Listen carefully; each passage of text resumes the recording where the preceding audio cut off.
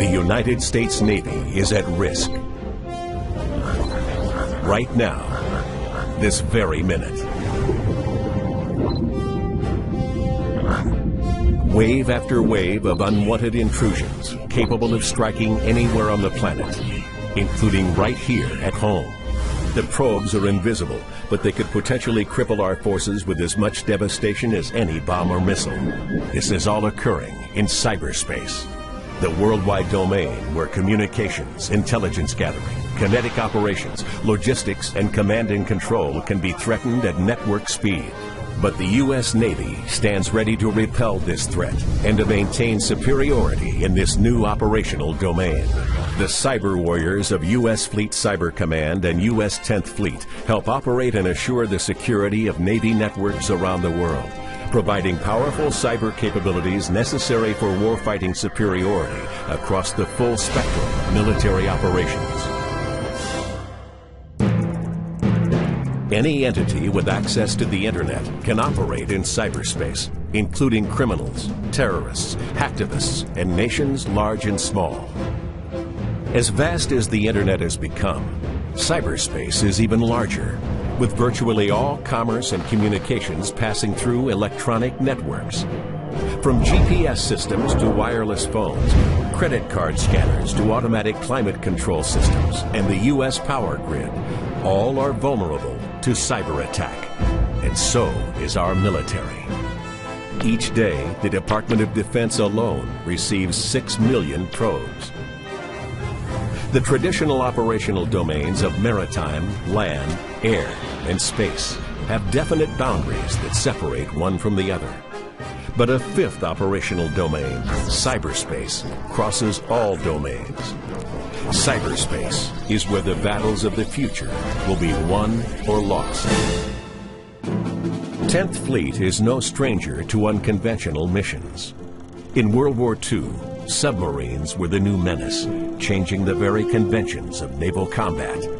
10th Fleet was formed to counter that threat, unifying intelligence and operations in one command for the first time.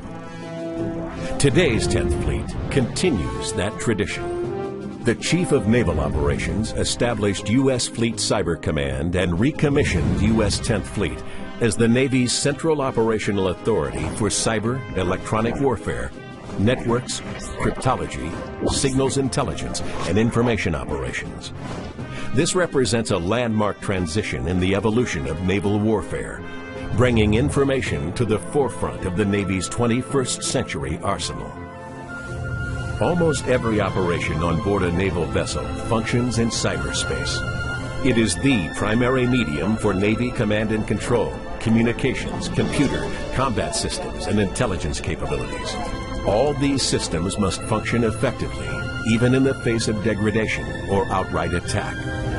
That's the job of U.S. Fleet Cyber Command and U.S. 10th Fleet. To assure command and control, the Navy must maintain dynamic situational awareness.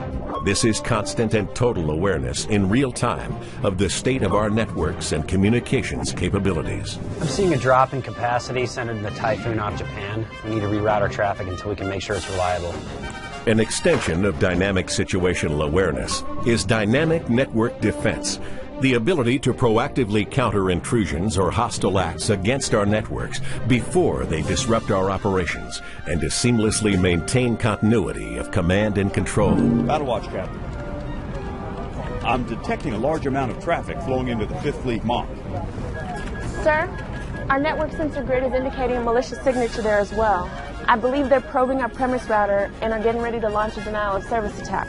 Block the incoming source IP address and have intel pass it to U.S. Cybercom J2. Yes, sir.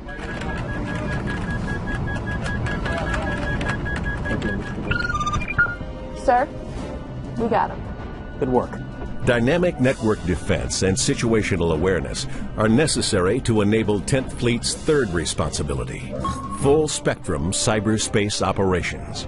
This refers to a wide range of non-kinetic effects that can be used independently or to complement kinetic actions. Cyberspace operations can be as effective as a bomb or missile, but can be conducted from virtually anywhere on the planet in real time. The sailors of 10th Fleet are cyber warriors, conducting operations in a critical modern domain. They're a force multiplier for both kinetic and non-kinetic naval operations, delivering timely, mission-critical information and capabilities to our commanders and operating forces worldwide.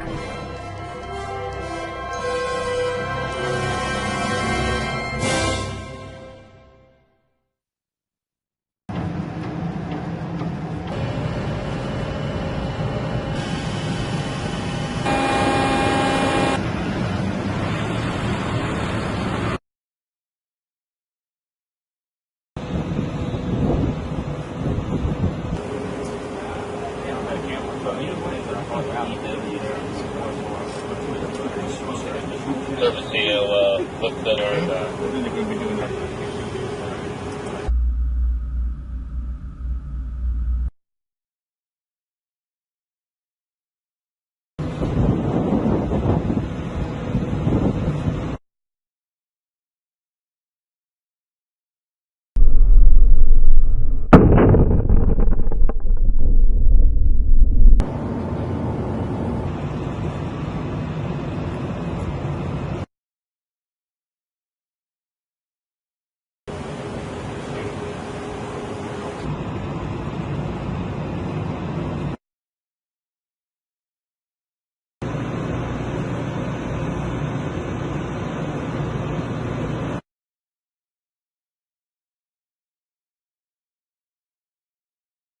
Come back away from 5-1, or they're going to illuminate down there tonight.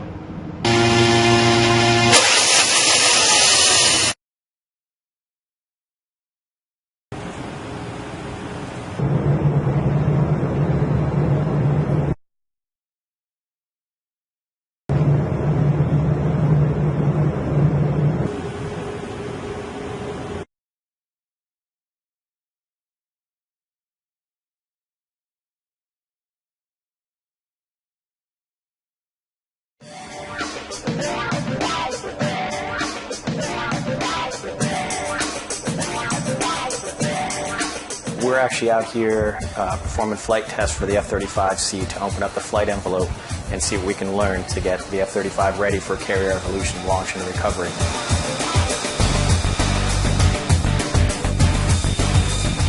The difficulties of maintaining this aircraft on Nimitz is that, one, it's the first time we've ever brought this type of aircraft aboard. With the training that we go through, we have to go very slow to ensure that every step is done safely. The sailors on the Nimitz were prepared that we had a small contingent come out to us in Pax River, Maryland, and we provided a small cadre course for the individuals to learn about the F-35, taxiing, towing, learning all the intricacies of the F-35 that no others would see unless they were inside the program.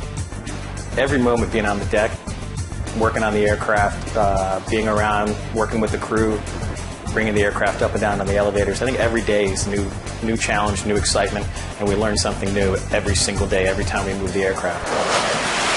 Every moment we're learning something new about the aircraft and how it interacts with the flight deck crew and the aircraft carrier itself. So it's pretty tough to learn on the fly, but that's what we're doing out there.